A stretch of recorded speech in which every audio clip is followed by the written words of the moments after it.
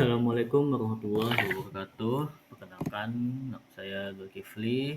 Saya dari D4 TRMA Angkatan 22 dengan NRP 53226000017. Di sini saya ingin menjelaskan tentang dasar-dasar penerapan K3 di industri manufaktur.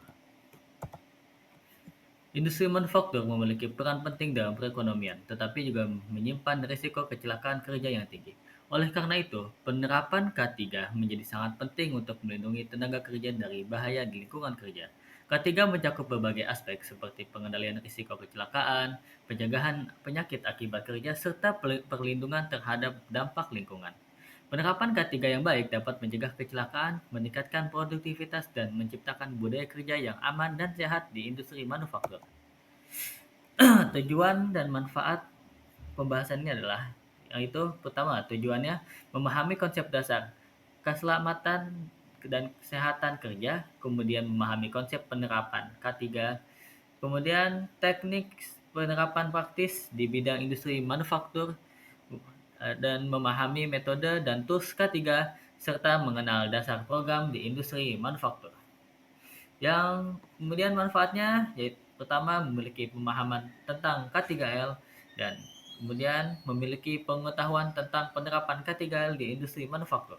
Kemudian mengetahui penerapan metode dan tools safety di industri manufaktur. Yang terakhir mengenal program K3L di industri manufaktur. Bahasan ini hanya berfokus pada identifikasi risiko, langkah pencegahan kecelakaan, dan standar K3, serta terbatas pada dampak K3 terhadap keselamatan, produktivitas, dan kepatuhan regulasi. Konsep dasar K3.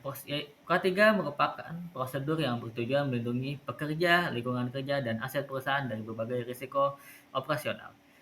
K3 mencakup beberapa elemen utama, yaitu yang pertama adalah kesehatan, yaitu untuk memantau dan mengelola kondisi kesehatan pekerja untuk mencegah penyakit akibat bekerja. Kemudian yang kedua adalah safety atau keselamatan, yaitu keselamatan pekerja dan mencegah risiko akan kecelakaan di tempat kerja. Kemudian ada environment atau lingkungan kerja, yaitu metode untuk melindungi lingkungan kerja. Kemudian ada hierarki pengendalian. Hierarki pengendalian risiko adalah prosedur untuk meminimalkan atau menghilangkan potensi bahaya yang dapat mengancam keselamatan dan kesehatan pekerja serta lingkungan. Pengendalian risiko dibagi berdasarkan tingkat keefektifannya, yaitu yang pertama adalah eliminasi, yaitu metode dengan menghilangkan sumber bahaya sepenuhnya dari lingkungan kerja, seperti mengganti mesin yang menghasilkan debu berbahaya dengan mesin yang baru dan tidak menghasilkan debu berbahaya. Kemudian ada substitusi, yaitu mengganti proses lain yang risikonya lebih rendah, seperti mengganti bahan kimia yang mudah terbakar dengan bahan kimia yang tidak mudah terbakar. Kemudian ada rekayasa teknik atau engineering control, yaitu memasangkan alat pengaman teknis pada alat atau mesin yang dapat melindungi pekerja dari bahaya. Kemudian ada pengendalian administratif, yaitu merubah cara kerja atau prosedur untuk mengurangi paparan bahaya. Kemudian yang terakhir adalah penggunaan alat pelindung seperti sarung tangan, helm, dan yang lain-lainnya. Menggunakan perlengkapan yang dirancang untuk melindungi pekerja dari paparan bahaya. Kemudian ini ada beberapa data tentang kecelakaan kerja di industri manufaktur. Sutrianto menjelaskan telah terjadi kenaikan kecelakaan kerja yang sangat signifikan, yaitu sebesar 52,2% dari tahun sebelumnya, yakni sebanyak 114.000 kasus di tahun 2019 menjadi 177.000 kasus di tahun 2020. Kemudian Badan Penyelenggara Jaminan Sosial Nasional atau biasa disebut BPJS Kesehatan mencatat kurang lebih setiap harinya sebanyak 12 pekerja di Indonesia mengalami cacat permanen dan 7 pekerja meninggal dunia akibat dari kecelakaan di tempat kerja. Dengan kecelakaan kerja terbesar disumbang oleh sektor manufaktur dan konstruksi sebesar 63,6%. Lalu sini saya kembangkan beberapa faktor penyebab kecelakaan kerja pada industri manufaktur. Berikut adalah beberapa faktor yang sering terjadi di industri manufaktur. Pertama ada peningkatan teknologi, yaitu semakin canggih teknologi sehingga penggunaan yang kompleks terhadap mesin dan peralatan yang canggih dapat meningkatkan risiko kecelakaan jika tidak dilakukan dengan baik. Kemudian tekanan waktu dan produksi, tekanan untuk memproduksi dengan cepat membuat pekerja terburu-buru hingga mengabaikan prosedur keamanan sehingga rentan terhadap risiko kecelakaan.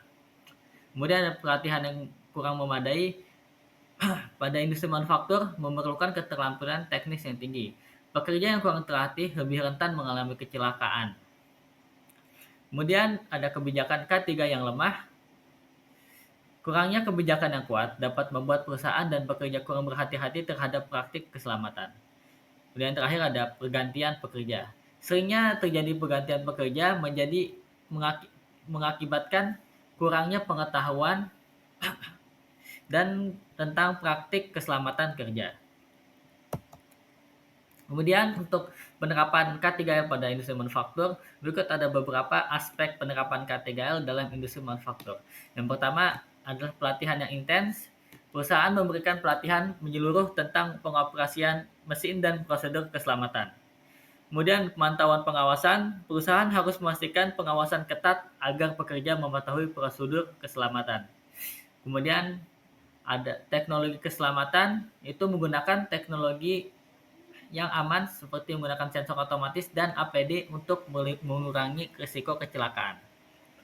Dan yang keempat, ada kebijakan keselamatan yang kuat.